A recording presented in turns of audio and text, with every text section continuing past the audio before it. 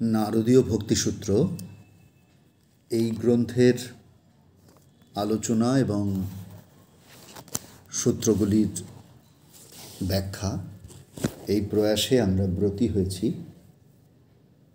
আমরা আজকে প্রথম সূত্র থেকে আমাদের পাঠ শুরু করব। আপনাদের নিশ্চয়ই ভূমিকায় আমরা যে অংশটি আলোচনা করেছি নারদীয় ভক্তিসূত্র সম্পর্কে এবং নারদ মুনি সম্পর্কে একটি প্রাথমিক ধারণা আমাদের তৈরি হয়েছে এবং একই সঙ্গে কেন ভক্তিসূত্র আমরা পাঠ করব সে সম্পর্কেও আমরা আমাদের ভূমিকা অংশে আলোচনা করেছি। আজকে আমরা সরাসরি সূত্রে প্রবেশ করব। নারদীয় ভক্তিসূত্রের প্রথম সূত্র, অথাত ভক্তিং ব্যাখ্যাস্যামঃ। অথ অথ অর্থাৎ এখন, এই শব্দ ব্যবহার করার অর্থ এই যে যারা শিক্ষার্থী তারা ইতিপূর্বেই কিছু না কিছু শিক্ষা লাভ করেছে, কোনো না কোনোভাবে তারা নিশ্চয়ই অগ্রসর হয়েই এখানে এসেছে। তো ব্যাপারটা এইরকম যে যারা আমরা এসেছি ভক্তি লাভ করবার জন্য, ঈশ্বরীয় প্রেমের অর্থ বুঝবার জন্য যাদের এই আগ্রহ জন্মেছে তারাই এই জ্ঞান লাভ করতে পারবে। না হলে শত সহস্র সূত্র পাঠ করলেও, বক্তৃতা শোনালেও, শত সহস্র মন্দির তীর্থ ভ্রমণ করালেও কোনো কাজ হবে না। শ্রীরামকৃষ্ণদেব বলতেন, পাথরের দেওয়ালে কি পেরেক মারা যায়? পেরেকের মাথা ভেঙে যাবে তো দেওয়ালের কিছু হবে না। হাজার লেকচার দাও, বিষয় লোকের কিছু করতে পারবে না। তো যারা আমরা বিষয় চেতনার ঊর্ধ্বে ঈশ্বর চেতনা লাভ করব বলে আগ্রহী হয়েছি, তাদের উদ্দেশ্যে এই অথ শব্দটি বলা হচ্ছে। এখন সেইটির কথা এখানে বলা হলো। এখন ভক্তিম ব্যাখ্যাস্যামঃ, এখন ভক্তি তত্ত্ব ব্যাখ্যা করব।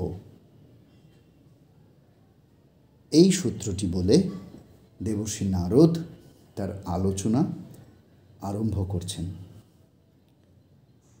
ভগবদ্গীতায় শ্রীকৃষ্ণ ঈশ্বরের উপাসকগণকে 4টি শ্রেণীতে ভাগ করেছেন। বলছেন, এক শ্রেণীর উপাসক দুর্দশাগ্রস্ত এবং সংসার যাত্রায় ক্লান্ত। তারা নিজেদের দুঃখ কষ্ট দূর করবার কোনো উপায় না পেয়ে ভগবানের নিকট প্রার্থনা জানান, শরণাগত হন। আরেক শ্রেণীর উপাসক আছে যাদের বাসনা পূর্ণ হয়নি, অর্থাৎ বাসনা পূরণের আর কোনো উপায় তারা খুঁজে পাচ্ছেন না। এত বাসনা মনের মধ্যে রয়েছে যে তারা মনে করছেন যে একমাত্র ভগবানের শরণাগত হলেই এই বাসনা পূরণ হতে পারে। আরও এক শ্রেণী আছেন যারা জ্ঞান পিপাসু। তারা অনুসন্ধান করেন যে সংসারের এই বাহ্যরূপ কি সত্য, নাকি এর বাইরেও আর কিছু আছে, যদি থেকে থাকে তা কেমন। আরেক শ্রেণীর উপাসক আছে যারা তত্ত্ব বিচার করেন। তারা উপলব্ধি করেন যে ভগবানকে ভালোবাসা ছাড়া বাকি সব অসার।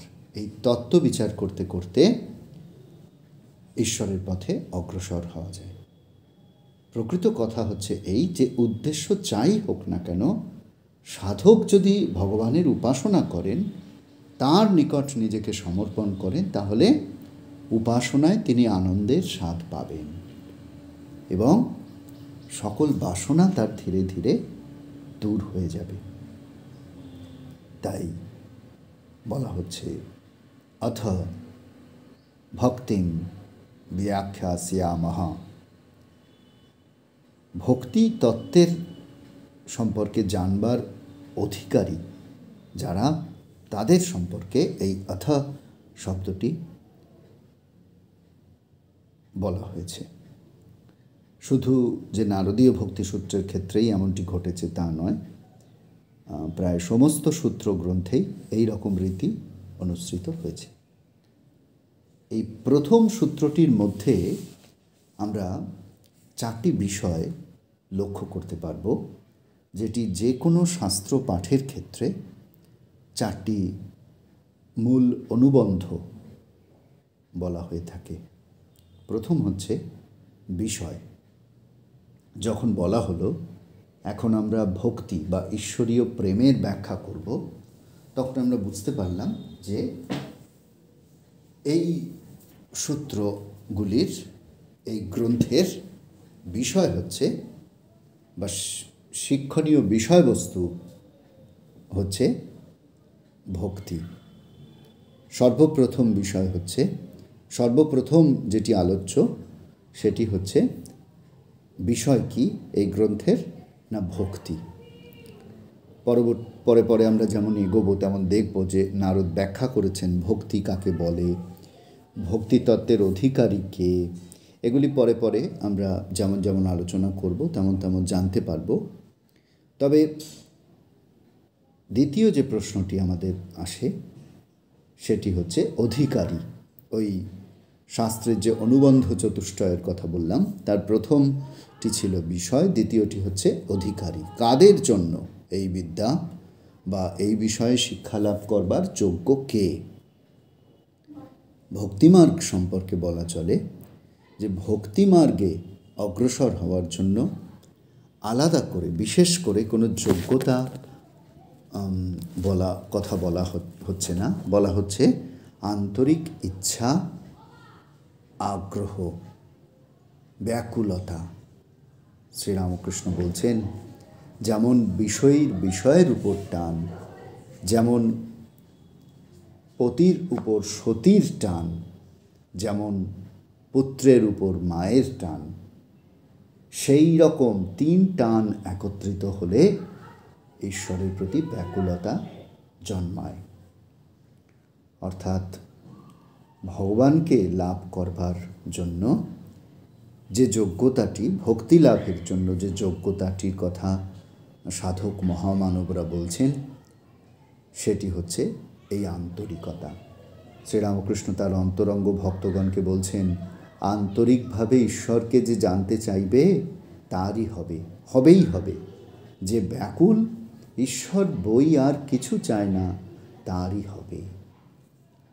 অর্থাৎ ইন্দ্রিয়জ সুখে মত্ত থেকে হৃদয় কিন্তু ভক্তি লাভের বাসনা জন্মায় না। আর যদি সত্যি সত্যি ঈশ্বর লাভের বাসনা মনে জেগে ওঠে তাহলে আপনা আপনি তার সঙ্গে ভক্তি আমাদের হৃদয়ে এসে উপস্থিত হয়। আরও একটি বিষয় আছে যে ভক্তি লাভ করবার জন্য কিন্তু আমাদের বিদগ্ধ পণ্ডিত হওয়ার কোনো দরকার নেই। এমনকি আমার অক্ষর জ্ঞান আছে কি না আছে সেটিও এক্ষেত্রে বড় কথা নয়। বেদ, বেদান্ত, শাস্ত্র, দর্শন এসব পাঠ করা বা এ সমস্ত জানা ভক্তি লাভের জন্য সেগুলোও কিন্তু জরুরি নয়। আমরা অনেক মহাপুরুষের কথা জানি, অনেক ঈশ্বরীয় পুরুষের কথা জানি।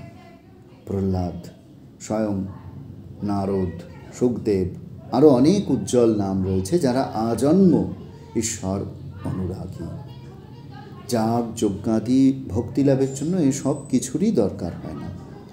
ভাগবতে প্রশ্ন করা হয়েছে যে কে ভক্তিযোগী? উত্তরে বলা হচ্ছে যার শ্রী ভগবানের লীলার প্রতি আকর্ষণ আছে, অনুরাগ আছে, ভক্তিযোগ তারই সহায়ক। অর্থাৎ ভগবানের প্রতি যার আকর্ষণ বোধ এসেছে, অন্য সমস্ত বিষয়ে তার আপনা আপনি তীব্র বৈরাগ্য চলে আসবে। তো এটি যার ঘটেছে সেই হচ্ছে, এই ব্যাকুলতা যার মধ্যে জেগেছে, সে কিন্তু ভক্তি লাভের জন্য অধিকারী, ভক্তিপথে অগ্রসর হওয়ার জন্য অধিকারী। আমরা যে বিষয়টি বোঝার চেষ্টা করব এখানে সেটি হচ্ছে এই যে শাস্ত্র কিন্তু শুধুমাত্র কৌতূহল নিবৃত্তির চেষ্টা করেন না। শাস্ত্র আমাদের শুধুমাত্র জ্ঞান পিপাসা নিবৃত্তির চেষ্টা করেন না। শাস্ত্র আমাদের শুধুমাত্র জ্ঞানের পরিধি বাড়ানোর জন্য নয়, শাস্ত্র হচ্ছে আমাদের ঈশ্বরমুখী করবার জন্য প্রচেষ্টা করে। তো ভক্তিমার্গের ক্ষেত্রেও সেই একই কথা প্রযোজ্য। শুধুমাত্র গ্রন্থপাঠ জ্ঞানের পরিধি বাড়িয়ে কিন্তু ভক্তি লাভ হয় না। ভক্তি লাভ করতে গেলে ওই যেটির কথা শ্রীরামকৃষ্ণ আমাদের বললেন, আন্তরিকতা, ভালোবাসা, এইটির আমাদের প্রয়োজন। তাহলে আমরা অনুবন্ধ চতুষ্টয়ের মধ্যে বিষয় এবং অধিকারীর কথা বললাম। তৃতীয় যেটি বলা হয় সেটি হচ্ছে উপযোগিতা বা প্রয়োজন। ভক্তির উদ্দেশ্য কী বা লক্ষ্য কী, বা ভক্তি মার্গ শিক্ষার প্রয়োজনটাই বা কী, এইটির কথাও আমাদের এখানে আলোচনা করা প্রয়োজন। বলা হচ্ছে যে এই শাস্ত্রের অনুধ্যানে, এই নারদীয় ভক্তিসূত্র নামক শাস্ত্রের অনুধ্যানে আমাদের পরমা ভক্তি লাভ হবে। এই ভক্তি সাধ্য বা উদ্দেশ্য, অর্থাৎ পরমা ভক্তি বলতে কি বলা হচ্ছে না, বৈধি ভক্তির পথ ধরে সাধক পৌঁছে যাবেন ভক্তির পরাকাষ্ঠাতে বা পরম প্রেমে, সেইটির কথা বলা হচ্ছে। আর এই চতুর্থ যেটি অনুবন্ধের কথা বলা হচ্ছে সেটি হচ্ছে সম্বন্ধ। সম্বন্ধ, ভক্তি লাভ যিনি করতে চান, কেবলমাত্র পথ আর উদ্দেশ্য সম্পর্কে অবধান হলেই যথেষ্ট হলো নয়। পরমা ভক্তি লাভ সব থেকে গুরুত্বপূর্ণ। শুধু গ্রন্থপাঠ করে ভক্তি হবে না, ভক্তি মার্গ সম্পর্কে জ্ঞান লাভ করে তাকে সাধন করতে হবে। সাধন করনা চাহিয়ে মনবা, ভজন করনা চাই। সেই সাধন ভজনের মধ্যে দিয়ে ভক্তির প্রসারতা ঘটবে। সাধারণ ভক্তি বৈধি ভক্তির পথ ধরে পরমা ভক্তিতে পরিণত হবে এবং তখন ভক্তি সাধ্য এবং সাধন দুই হয়ে উঠবে।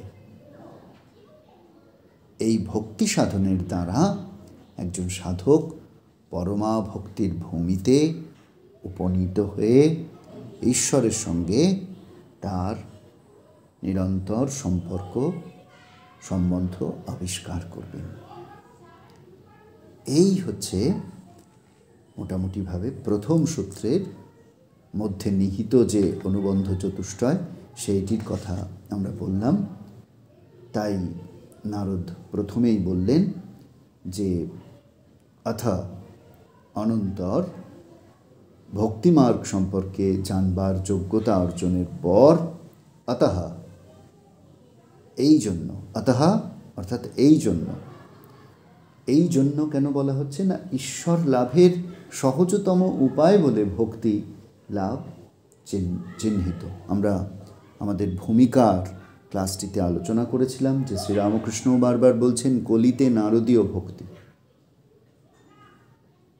যাগ যজ্ঞ ইত্যাদি শাস্ত্র ইত্যাদির চর্চা কলিতে অতটা সম্ভব না হলেও নারদীয় ভক্তি অর্থাৎ দু বাহু তুলে হরিনাম করা, ভগবানের নাম গুণকীর্তন করা, এইটি সহজতম উপায়। ভক্তির বিষয়, ভক্তির লক্ষণ, ভক্তিলাভের পন্থা ব্যাখ্যাস্যামः, ব্যাখ্যা করব। এই জন্য নারদ বললেন যে এখন ভক্তি তত্ত্ব বা ভগবত ভক্তির বিষয় বর্ণনা করব। এইটি প্রথম মন্ত্রের অর্থ। আশা করছি আমরা প্রথম মন্ত্রের অর্থ বুঝতে পেরেছি। এর পরের ক্লাসে আমরা দ্বিতীয় মন্ত্রে প্রবেশ করব। আজ এই পর্যন্ত। ওম শান্তি শান্তি শান্তি। হরি ওম।